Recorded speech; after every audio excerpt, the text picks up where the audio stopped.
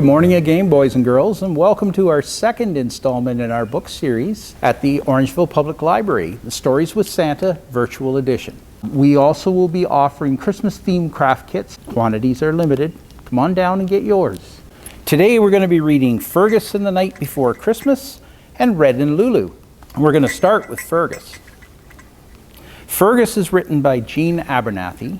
'Twas the night before Christmas, the sky dark as ink, and I could not sleep, no, not even a wink.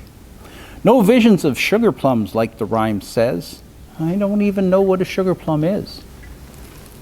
The stockings were hung by the wood stove once more, in case Santa needed to use the back door.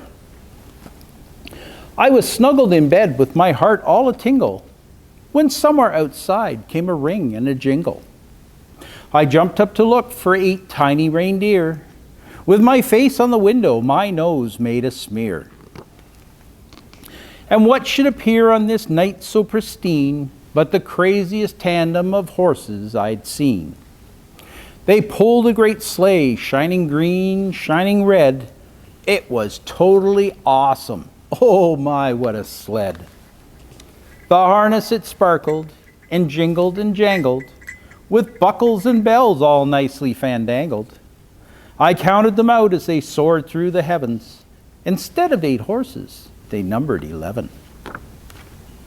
With a snowy-faced leader so spooky and quick, I started to worry about old Saint Nick. This horse had 1 shoe and a little hay belly, and googly eyes that were utterly silly. I surely love horses, but this was a fright, a truly fantastic, ridiculous sight. The whole team a mismatch of color and size. That Santa could drive them was the biggest surprise. But drive them he did, to his leader did shout, "Easy there, Fergus, don't make me fall out." His eyes didn't twinkle, his dimples weren't merry. The look on his face was a little bit scary. They circled the house, then down onto the roof, with the stomping and crashing of many a hoof. Has Santa gone crazy? I wondered in fear. These horses did drive, but they sure didn't steer. They clung to the gables, they hung from the eaves, and spread o'er the garden like fresh autumn leaves. As I stared dumbfounded at this sorry lot, I saw something possibly Santa did not.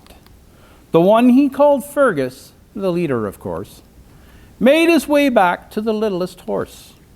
She squirmed and she giggled and wiggled as he unbuckled her harness and let her go free. She shuffled away and was soon out of sight. Had something gone wrong on their Christmas Eve flight? She simply abandoned her teammates. What's more, she'd stolen the Christmas wreath from our front door. I started to fret, to worry and ponder. Where was she going? How far would she wander? Could Santa continue without his whole team? Had Fergus been plotting some terrible scheme? If St. Nick was stuck on our roof with his load, how would he get to the kids down the road? Was Pony just hungry or running away? Or trying to get back to Santa's big sleigh? I stuck to the window pane, wondering whether Santa could put this whole mess back together. A few little presents lay out in the snow. What of the stockings that hung down below? With a shudder, some dust and some drywall came down as St. Nick took the lines and he turned them for town. The sleigh gave a groan, and the roof did the same, and he whistled and shouted and called them by name. Monique, Huey, Hup, bring on the muscle. On Clevis, on Dottie, look lively there, Russell. Listen up, Fergus, step into it, Art. And the whole team took off with a buck and a fart. Lean into your collars, Bjorn and dear Case. We're heading for Cleveland, Ray. Hey, where's Grace? I froze in my slippers just watching them go, with one empty harness that dangled below. I suppose as I viewed that incredible team, that it's cool for a small kid to have a big dream. 'Cause as they flew into the sky dark as ink, I'm sure I saw Fergus look back and wink. And there's Gracie. The end. Merry Christmas. Okay, that'll take us to our second story, which is Red and Lulu by Matt Tavares. Red and Lulu were happy in their tree. Their nests were always safe in its branches. Its shade kept them cool on hot summer days, and its evergreen needles kept them cozy when the autumn winds howled. It was the perfect place to live all year long. But their favorite time of year by far was winter. The family would decorate the tree with lights, and sometimes people would gather near and sing, "Oh, Christmas tree, oh, Christmas tree, the leaves are so unchanging." Red and Lulu loved listening to the people sing about their tree. Sometimes they even sang along. One chilly morning, just as the cold months were starting again, Red went out to find some breakfast. Lulu stayed behind, tucked in the branches of their tree.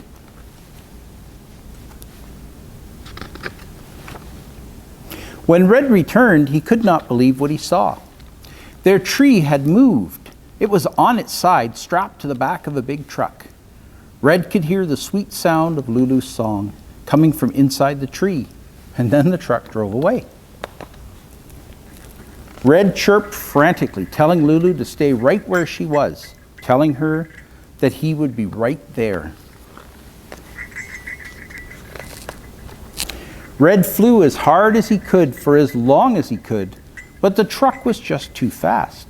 Before long, Red lost sight of the tree. Still, he kept flying, trying to catch up. Soon he found himself in a strange place, unlike any place he had ever seen. For days, Red searched everywhere. He was tired and hungry. He wondered if he would ever see Lulu again. The snow reminded him of Lulu. He missed her so much. He could almost hear the song they loved. "Oh, Christmas tree, oh, Christmas tree, thy leaves are so unchanging." Wait, he could hear the song they loved. Red flew toward the sound. The voices grew louder and louder. Then he turned the corner.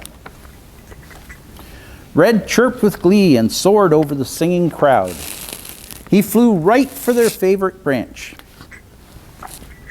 Lulu! Red and Lulu were happy in their tree and watched with pride as hundreds of thousands of people marveled at its beauty. But then one day, workers came and took their tree away again. This time, Red and Lulu stayed. They found a new place to make a home in a park surrounded by trees and grass and lots of friends. Now, every year when the air turns cold, Red and Lulu take a special trip. And when the crowd comes to sing, they sit together, snuggled close on a snowy branch, and listen. "Oh, Christmas tree, oh, Christmas tree, thy leaves are so unchanging." Sometimes they even sing along. The end. The tree in the story is the Rockefeller Center Christmas tree in the United States, in New York. Before there were any buildings in New York City's Rockefeller Center, there was a tree. On Christmas Eve in 1931, construction workers decorated a 20-foot evergreen with whatever they could find: strings of cranberries, paper garlands, tin cans, and even foil gum wrappers. Little did they know that they were starting a tradition that would last for 8 decades and beyond. Now, every year, the head gardener at Rockefeller Center searches far and wide for the perfect Christmas tree. The chosen tree is almost always a Norway spruce, a type of tree that is not native to the United States, so it's usually found not in a forest, but in someone's yard, where it was planted decades ago. Once on its pedestal, the Rockefeller Center Christmas tree stands as tall as an 8-story building and is decorated with more than 45,000 multicolored lights. The star on the top weighs 550 pounds. Every year on the first Wednesday after Thanksgiving, 200,000 people pack into Rockefeller Center to watch the annual tree lighting ceremony, while millions more watch on television. And every day until the tree is taken down in January, hundreds of thousands of people visit Rockefeller Center to see the world's most famous tree. When the holiday season is over, the Rockefeller Center Christmas tree is donated to Habitat for Humanity, a charitable organization that uses lumber from the tree to build homes for families in need. Well, thank you for listening again. This ends our story time today, and we will be back next Friday at 10 a.m., and our stories will be Bear Stays Up for Christmas by Karma Wilson and Jane Chapman, and Dasher by Matt Tavares. We look forward to seeing you. Merry Christmas.